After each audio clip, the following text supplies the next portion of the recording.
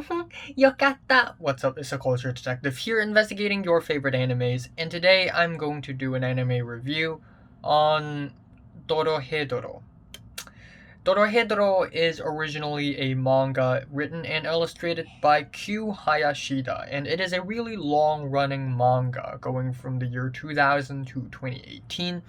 And then in the year 2020, it is released under Studios MAPPA, the biggest, strongest, and most successful studios of 2020 and 2021. I mean, we have Dorohedoro, they got Attack on Titan now, they're gonna do Chainsaw Man, and they're gonna also do a bunch of other stuff. So MAPPA Studios is really going strong lately. Anyways, Dorohedoro is how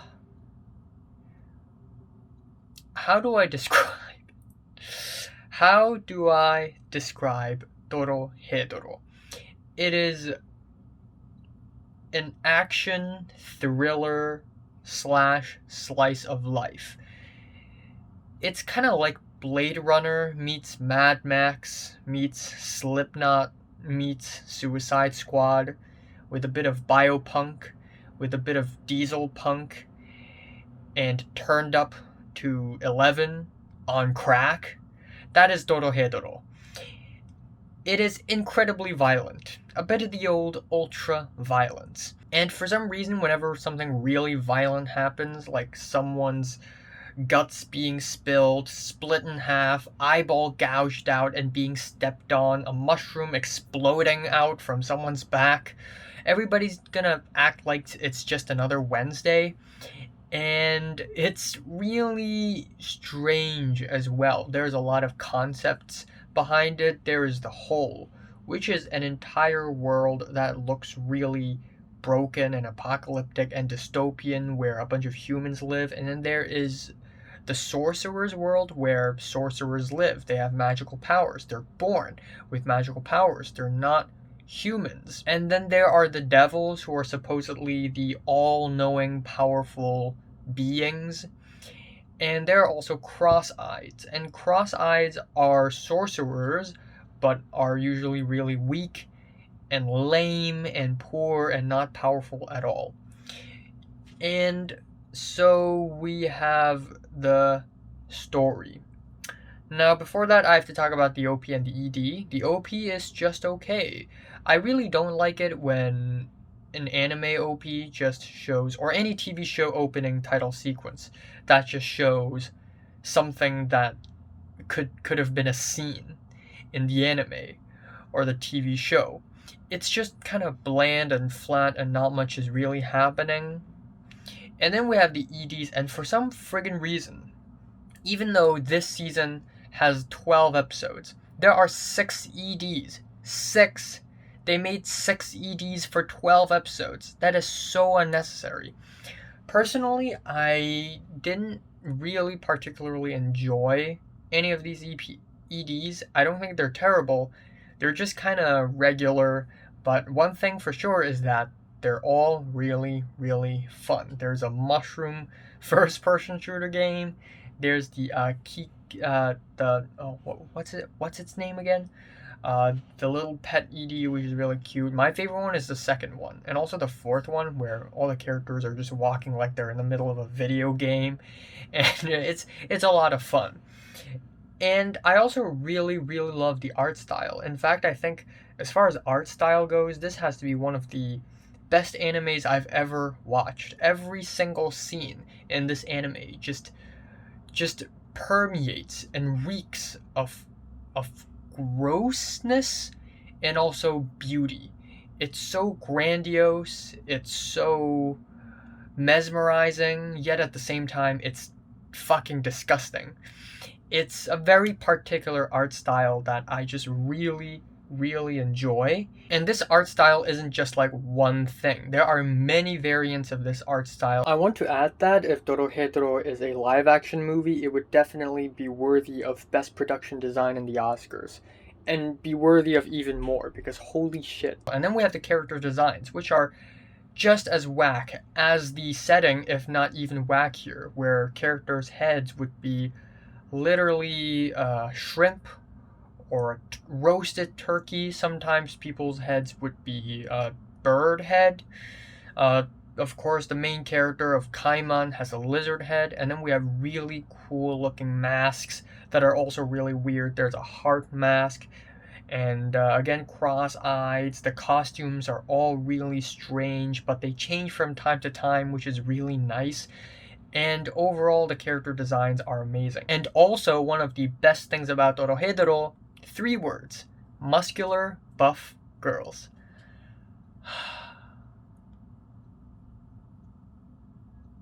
Well, I mean, it's good to have a range of taste. You know what I mean? Aside from that, Dorohedoro, now here comes the story. This season is 12 episodes long, and I would say that the first 4 episodes are going to be really important. If you dislike the first 4 episodes, you're just not going to enjoy the rest. If you like the first 4 episodes, you're going to really like the rest. Here's the reason why. Before going into the story, knowing that this is going to be a very violent, action-packed, disgusting thing, I thought this is going to be very straightforward and fast-paced. But actually, this anime is partially crime, action, thriller, but also it is partially slice of life, where characters just don't do anything all that important, where they just kind of beat around the bush. There are like parties, there are tons of scenes where characters are just speaking in a restaurant. There's a baseball game in the middle of the season, and then there's this Blue Night thing. It just beats around the bush all the time, and the story doesn't really get anywhere in the first half, actually. And there are certain moments of climax, like on episode 5, where Nikaido and Kaiman, the 2 main characters from the hole, visited the sorcerer's world and ran into En, Shin, Noi, Fujita, and Ebisu. And there's a huge fight that broke out, but it was very, very small. And it was very, very short, and then they acted like that didn't happen again. Now, for the characters, I actually really, really like them. Pretty much all the characters, aside from the bird guy, are really, really likable. We have Nikaido, buff, muscular girl, who is the main character. She cooks gyoza really well, and she is very kind, nice, and her close friend is Kaiman, a man with a lizard head, and his VA is actually the same VA as Okuyasu in JoJo Part 4. That's why his character radiates very strong Oi Josuke vibes. And so these 2 characters, technically they are protagonists, but actually they aren't exactly the only protagonists, because we have their enemies: En, Shin, Noi, Fujita, and Ebisu. These 5. And while these 5 are Nikaido and Kaiman's enemies, they also share pretty much equally as much screen time as the other 2 do. En is a businessman, and he's a really cruel person, but at the same time, there's something really funny and unself-aware about him, which is really funny. Shin is a really likable person. He's down to earth. He has a pretty interesting backstory. And of course, we have Noi. Yes. And then we have Fujita, which is actually my favorite character. His mask kind of reminds me of like the masks in A Clockwork Orange, where it's just a long nose, and then he wears this hat thing that's like Mamezukurai in JoJo Part 8. I haven't read it, by the way. And he's easily my favorite character because he is the weak one. He's the weakling. He is a cross-eyed, and he can do magic, but only a little, and he's incredibly bad about it, and he's very insecure about it, and that just makes him really relatable. And then we have Ebisu, who is this small little girl who is very mentally whack, and she's simultaneously cute and quirky and weird, and has so much chemistry with Fujita. And Shin and Noi have so much chemistry together as well.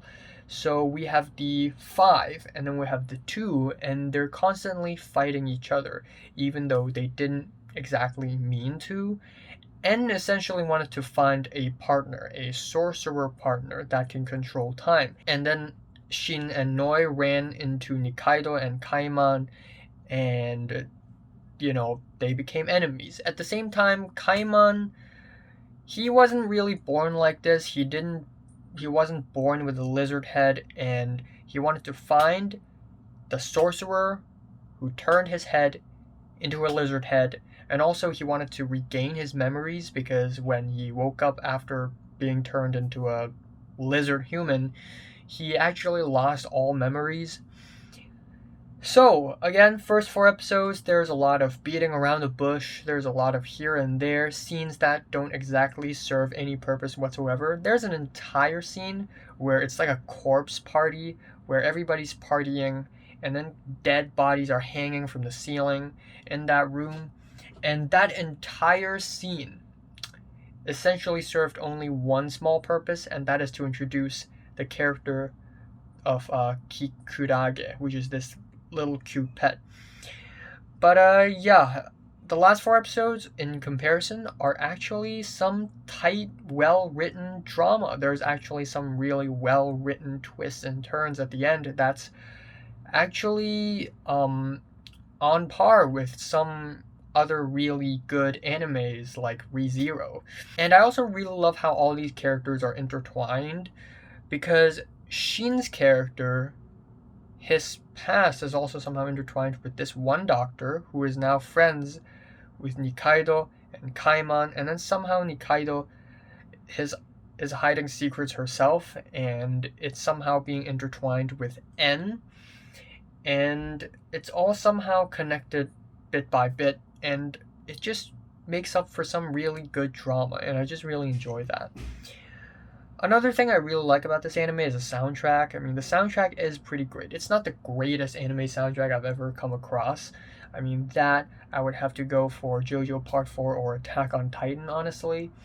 But yeah, we got some metal soundtrack to fit with the ultraviolence. It's almost like if Doom Eternal is an anime, but without its contents, but the vibe and the soundtrack, that's almost kind of like Dorohedoro. So overall, I'm just gonna leave it at that. I didn't write any script whatsoever. I have some bullet points, and that's all I have. I think that sometimes when the story beats around the bush, it gets a little redundant, it gets a little boring, but aside from that, it's got some really, really likable characters, it's got a solid soundtrack.